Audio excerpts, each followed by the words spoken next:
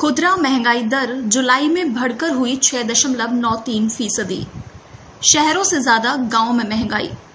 ग्रामीण भारत में मुद्रास्फीति 7% के पार। एक साल पहले जुलाई में 3.15% थी महंगाई।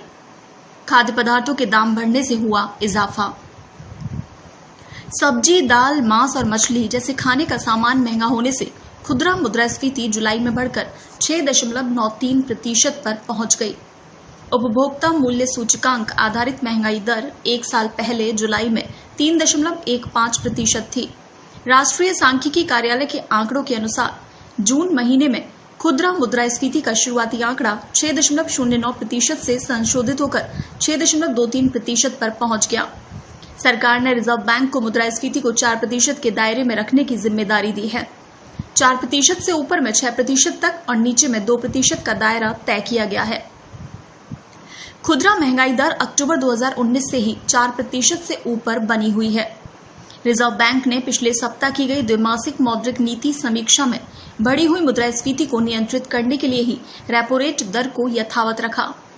रिजर्व बैंक द्विमासिक मौद्रिक नीति समीक्षा में मुख्य रूप से खुदरा मुद्रास्फीति पर ही गौर करता है। एनएसओ के आंकड़ों के अनुसार जुलाई महीने में ग्रामीण भारत में मुद्रास्फीति 7.04% रही, जबकि शहरी क्षेत्रों में ये 6.84% थी। इस प्रकार संयुक्त रूप से महंगाई दर 6.93% रही। मांस और मछली की महंगाई दर जुलाई महीने में पिछले साल के इसी माह के मुकाबले 18.81% रही। आंकड़ों के अनुसार तेल और वसा की मुद्रास्फीति जुलाई महीने में 12.41% और सब्जी की 11.29% रही।